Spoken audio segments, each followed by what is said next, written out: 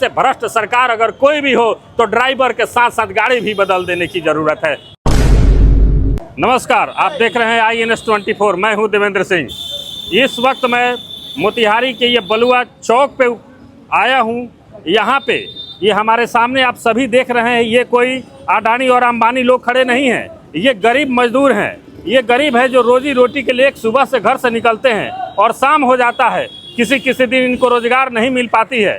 लेकिन सरकार का दावा है कि मैंने गरीबों के लिए बहुत कुछ किया। आप सब जानते हैं कि देश की आज़ादी का 70 साल होने जा रहा है। आज भी जो आज़ादी के पहले गरीबों की जो दुर्दशा थी, आज भी वही हालात बनी हुई है, कहीं कोई सुधार नहीं है। सरकार दावा करती है मैं गरीबों के लिए रहने के लिए घर देता हूँ, बिजली देता हूँ, पानी देता हूँ, स्वास्थ्य सुविधा फ्री में देता हूँ, बच्चे के लिए स्कूल फ्री में देता हूँ, मिड डे फ्री में देता हूँ, पोशाक फ्री में देता हूं और खाने पीने की तमाम वस्तुएं फ्री में देता हूं। आप एक बात मुझे बताइए, अगर ये सारी सुविधाएं एक गरीब को अगर मिल जाएगी तो क्या वो गरीब कभी गरीब रहेगा या अमीर हो जाएगा? ये सुविधा मुझे मात्र 1 साल दे करके देख लीजिए, मैं निश्चित तौर पे अमीर 1 करोड़पति तो नहीं लेकिन लखपति जरूर बन जाऊंगा। ये सारी सुविधा मिलने के बावजूद भी आज गरीब अगर रोड पर हैं तो इसका दोषी कौन है? ये मैं पूछना चाहता हूं पूरे भारतवासी के लोगों से, बिहार के लोगों से, कि इन गरीबों की दुर्दशा होने में आखिर जिम्मेवार कौन है? ये नेता कौन है? किसने लूटा है इस गरीबों का? ये जांच का विषय है। इसलिए मैं आप सभी लोगों से आग्रह कर रहा हूं, विनती कर रहा हूं कि एक बार जरूर चिंतन करिए कि ये कहां जा रहा है, ये स्वास्थ्य सुविधा कहां है। अगर गरीबों के ऊपर छत मिल गया है, रहने के लिए घर है, बिजली, पानी, सड़क, स्वास्थ्य सब कुछ मुफ्त में मिल रहा है, तो मैं जो अगर 300 रुपया पर डे कमाता हूं, वो रुपया तो मुझे बचना चाहिए था। हुजूर, अगर रुपया नहीं बच रहा है तो इसका मतलब है कि ये सुविधाएं जितने बैनर और पोस्टर और मंचों से घोषणा होती है वो गरीबों तक नहीं पहुंच पाती है, इसीलिए गरीबी है। ये मैं देखना चाहता हूं। यहाँ सभी लोग यहाँ पे मैं खड़े हैं, इन लोगों से मैं पूछना चाहता हूं कि सरकार के योजना अब मिलल बा? नहीं। देखिए, कोई योजना इनके पास मिला नहीं है। ये रोजगार कितना बजे आते हैं आप? 9 बजे। 9 बजे। देखिए, ये 9 बजे आ गए हैं लेकिन इनको कोई रोजगार नहीं मिला है। आप कितना बजे आयल बनी? हम तो 6 बजे आयल बनी। 6 बजे। देखिए, ये 6 बजे आए। क्या नाम बा? अमीर अंसारी। अमीर अंसारी जी, ये 6 बजे आए हैं लेकिन उन्हें 10 बजने गया है। इनको कोई सरकार दावा करती है कि मनरेगा है, प्रत्येक दिन लोगों को कहीं कमाने जाने की जरूरत नहीं है। मुखिया के द्वारा, पंचायत समिति के द्वारा, वार्डों के द्वारा रोजगार की योजना बनाई गई है सरकार के द्वारा, ताकि आपको मिलेगा। लेकिन रोजगार नहीं मिलने के कारण ये आज रोड पर खड़े हैं। क्या नाम है? जियालाल। जियालाल जी यादव। जियालाल यादव जी। कहाँ घर बा? मठिया मथुरापुर। मठिया मथुरापुर है। ये जियालाल यादव जी हैं। ये भी रोजगार के लिए सुबह कितना बजे आए हैं? 9 बजे। ये 9 बजे आए हैं, इनको भी रोजगार नहीं मिला, ये चले जाएंगे। आप बताइए कि एक व्यक्ति सुबह निकलता हो घर से और रोजगार नहीं मिलता हो और घर पे बच्चे इंतजार करते होंगे कि मेरे पिताजी कमाने गए हैं तो मेरे लिए एक बिस्कुट नहीं तो चॉकलेट जरूर लेकर के आएंगे। ये दर्द भरी घटना है। आप सोच सकते हैं, ये रोमा रोम खड़ा कर देने वाली बात है कि जो बाप कमाने गया और उसको रोजगार नहीं मिला, खाली हाथ लौटेगा और घर से बच्चे दौड़ते हुए आएंगे कि पापा जी आ गए हैं मेरे लिए चॉकलेट। लेकिन ये बेचारे का काम नहीं मिला और ये नहीं मिलने के कारण ये खाली हाथ चले गए, तो ये भी उदास हैं और बच्चे भी उदास हो जाते हैं। इसका जिम्मेवार कौन है? हमारे बड़े राजनेताओं ने इस देश को, ये पूरे बिहार को लूटा है। लगातार शासन में रहने के बाद भी मंच पर गरीबों की बात होती है, गरीब कल्याण की बात होती है, मजदूरों की बात होती है, लेकिन कहीं ना गरीब के पास योजना पहुंचता है, आना पैसा पहुंचता है, जिसका कारण गरीबी है। मैं लोगों से कहना चाहता हूं, यहीं आप देखे होंगे ODF कराना था, शौचालय बनवाना था कि तमाम पदाधिकारी अपनी घर छोड़ करके लोगों को जीना मुहाल कर दिए थे। अगर कोई लोटा लेकर के सरेह में मिल जाए तो भीसिल बजा के भगाते थे और घर में शौचालय बना दिए। घर में जाके अपने से कुदाल चलाते थे, कुदाल चला के शौचालय घर में बनाया है। क्या वो सभी मर गए हैं? वो जिंदा नहीं है। गरीबों की योजना अगर नहीं मिली है तो क्या जा करके उसके दरवाजे पर क्यों नहीं पहुंचाया? किसने रोका है? अगर प्रधानमंत्री जी योजना दिए हैं तो क्या प्रधानमंत्री पहुंचाएंगे? इन्होंने योजना दिया तो ये राजनेताओं का, ये पदाधिकारियों का जिम्मेवारी बनता है कि ये गरीबों के घर पे ले जा करके इस योजना को भिसिल बजा करके इस योजना उसके दरवाजे पर पहुंचाना चाहिए। अगर योजना पहुंच गया होता निश्चित तौर पे गरीबी नहीं रहती।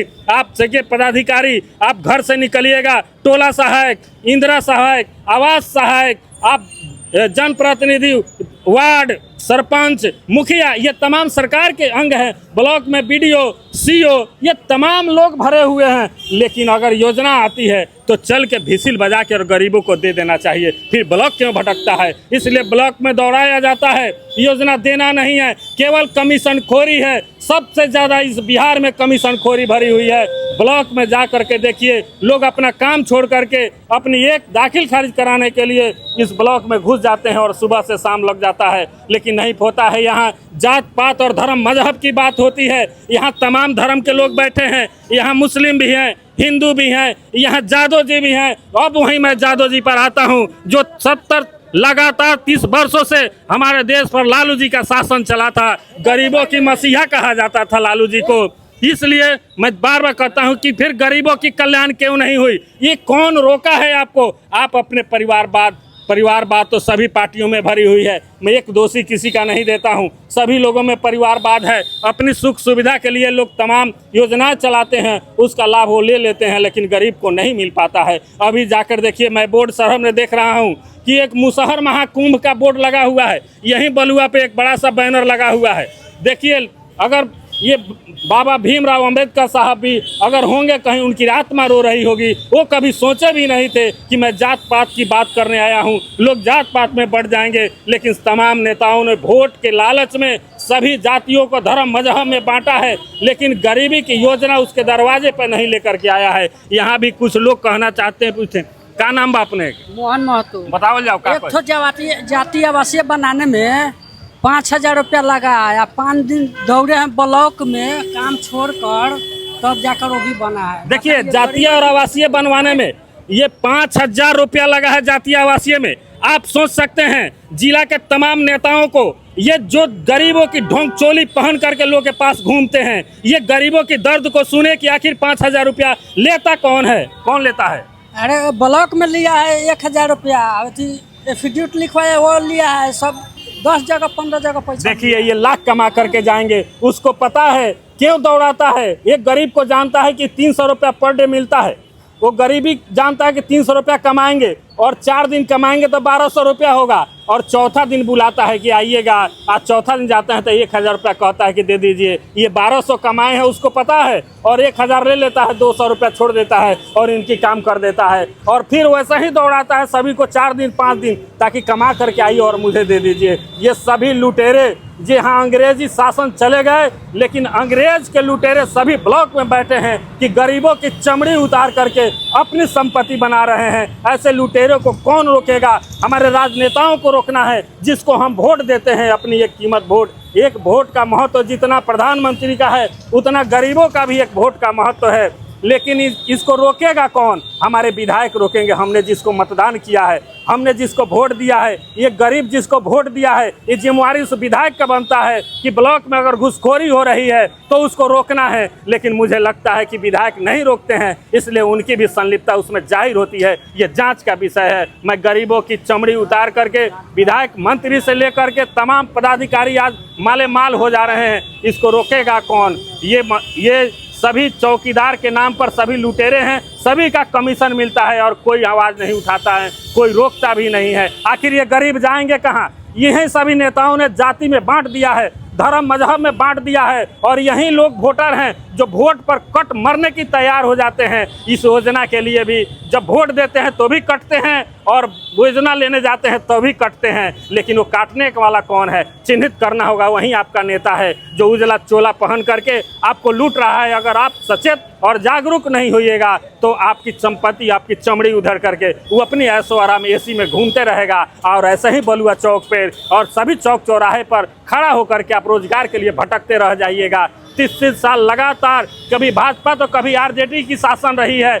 केवल हम लोग ड्राइवर बदलते हैं, गाड़ी वही है, वहीं पदाधिकारी ब्लॉक में बैठे हैं, वहीं बीडीओ ब्लॉक में बैठे रहेंगे, चाहे सरकार भाजपा की होगी या आरजेडी की होगी, तो हम लोग केवल ड्राइवर बदलते हैं। इसलिए मैं आग्रह करूंगा, ऐसे भ्रष्ट सरकार अगर कोई भी हो तो ड्राइवर के साथ साथ गाड़ी भी बदल देने की ज़रूरत है। जय हिंद।